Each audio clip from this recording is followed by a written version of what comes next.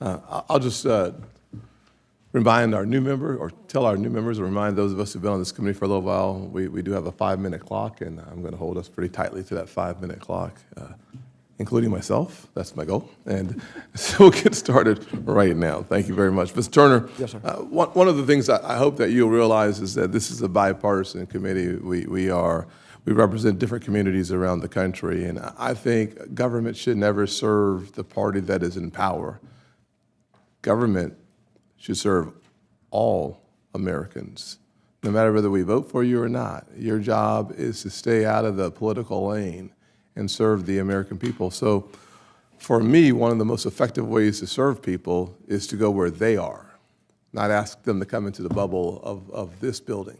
But we have to get out of our offices, so to speak, and go into the community. So one of my questions for you, and frankly, my first question for you is, will you commit to visiting communities as diverse as North Charleston and as different as Detroit in your first several months on the job? I think you need to see firsthand that Mr. Tillis has music he wants to play. But play that funky music. Anyways, I won't finish that. Anyways, I'll just say this, that I hope that you will go to Detroit, Michigan, and see the devastation and the sense of hopelessness that can be turned very quickly into hope. I want you to come to my hometown of North Charleston and take a tour of some of the impoverished areas and look at mixed development and remind people that we care about everybody. What do you say? Yes, sir. I'm in agreement.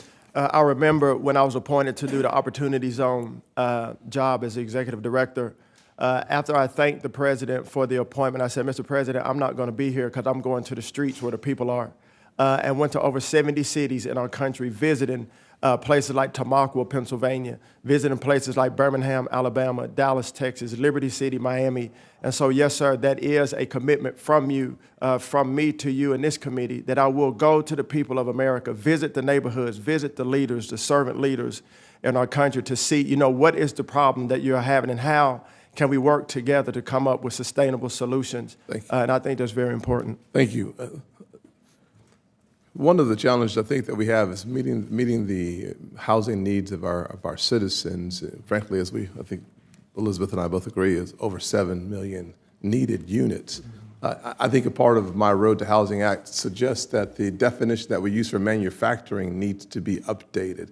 If we're going to meet the needs of the average person, I think improving the definition of manufactured home in the HUD code to remove the permanent chassis requirement is incredibly important.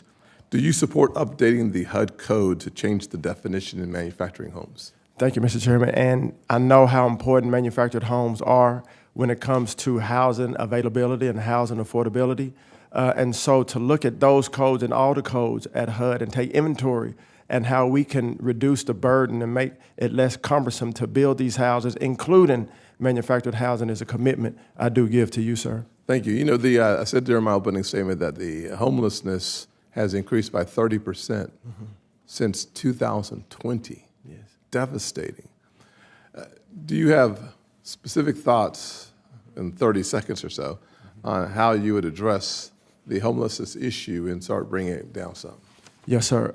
So homelessness, I think that we need to engage local communities and organizations, faith-based organizations, institutions that have real results as it comes to combating homelessness.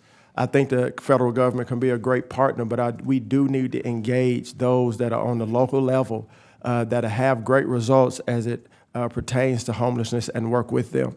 I think the 50 Laboratories of Democracy gives us an opportunity to see what's working, what's not working. We should direct our attention towards those issues that are working.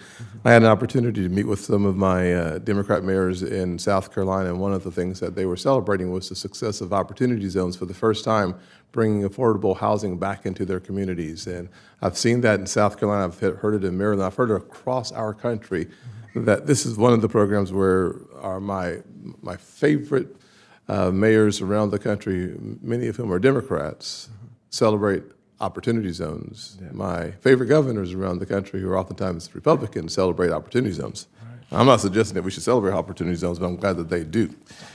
Can you speak to the benefit of opportunity zones, alleviating poverty and creating opportunities for everyday Americans? Yes, sir. In about 20 seconds. Yes, I'll do my very best. Opportunity zones were very impactful. And if you look at the reports that we did while running the Opportunity Zone Council, you'll see 1 million people were lifted out of poverty. Housing went up for minority families. Salaries went up for minority families. And so to give people an opportunity to invest in places that had not seen investment in many decades is great for our nation as it pertains to housing, affordable housing, and operating businesses. Thank you very much. Senator Warren.